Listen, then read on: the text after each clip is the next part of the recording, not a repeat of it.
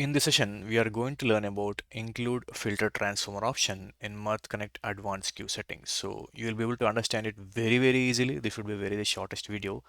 If you're able to watch the previous 4 videos, you can understand it in a much better way. So let's go to Mirth Connect. I have created a channel, 2 channels, Epic and Cerner, which is nothing but you can look in this diagram, Epic to Cerner. So ignore all the numbers over here. So I created a channel from Epic to Cerner where the messages will be queued up over here as we are working in Mirth Connect queue settings. So all the messages will be queued up over here. So I'll go here and I'll go to dashboard, and as per our real-time scenario, the Cerner application should be down. So I stopped it manually in this particular place, and we are going to send around 10 messages over here. I'll stop and start. Epic will be sending few messages. So after retrying it for multiple times, whatever retry count we have set, automatically they will be coming into our queue because those were our settings. But what is the use of include file and transformer over here?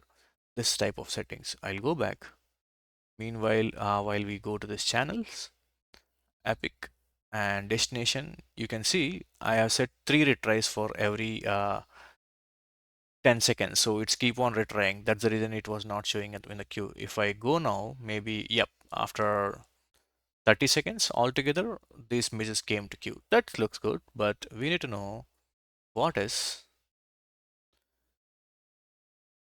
include file and transformer. So I need to explain about regenerate template. In future, I'll be explaining it, but when you click on yes, you will get this option.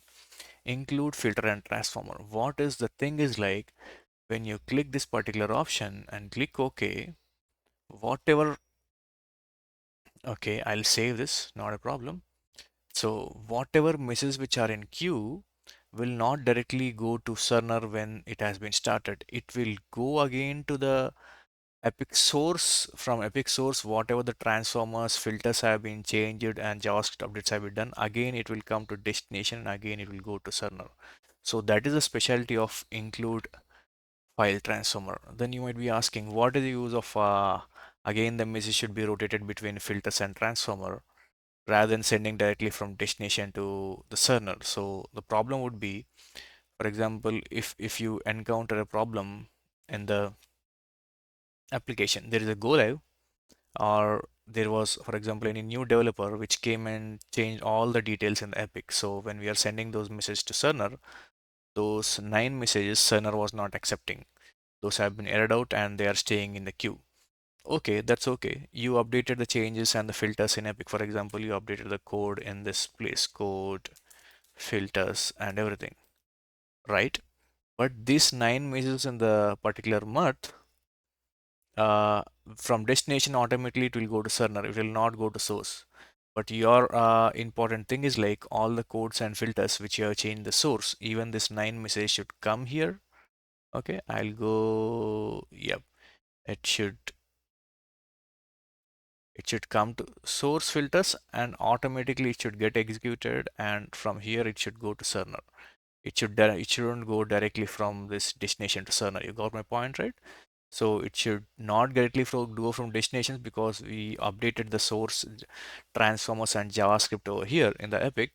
So this new rules will be implemented to the message, and then message will be updated. Those messages we send to Cerner, that will be accepted. If you send these 9 messages which are already failed, which are already rejected by Cerner, to Cerner again, that would not be accepted. And if you want this 9 message to be generated by Epic, once again, you need to talk to their Epic team and they'll ask a lot of questions and multiple questions to answer all those questions. It would always been better to choose this option known as include file directories.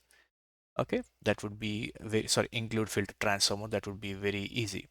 So what I'll do, I'll start this, I'll refresh. So these messages have went successfully to this particular server. Now you might have noticed something interesting over here. So what I'll do, again, I'll stop this. I will create the scenario, take the count 19 in the received, sent is 37. That's good. I'll stop and start this. That's perfect. Now we should be waiting for 30 seconds to get them into the queue because it will be retrying for 30 times. sorry, 3 times each and every 10 seconds. We'll wait. Yep. And we'll see how this, yep, perfect. After 30 seconds, these have been queued. So the received count is 28, the queued count is 9, and if you add 28 plus 9, it is 37. Wouldn't you think it? Let's try. Now we are going to start this 28, 9, 37. Remember this count. I'll start this automatically. This will be retrying and sending to server, right? And I'll refresh it. Maybe after 10 seconds, this will be sending to server. So we'll just wait for a while. Perfect. And the count is 28 still here. The 9 went and added up to 37 and it became 47. So it doesn't show you that these 9 messages are coming again to source and going to the send. So it clearly shows what have been sent in source. The count is same. You got my point, right? This 9 messages will not go to source again and the count wouldn't be added to 35. It would be a lot of confusion in the count. So that's simple it is. So in the graphical way, it doesn't represent anything, but internally it will go through the source filters and everything and come back again to Cerner. So that's how we are going to use include filter and transformer. It has been rarely used in the scenario when your junior developer makes mistakes in the production and you need to send all those details once again from Epic to Cerner in from starting from scratch. So just remember, don't use this option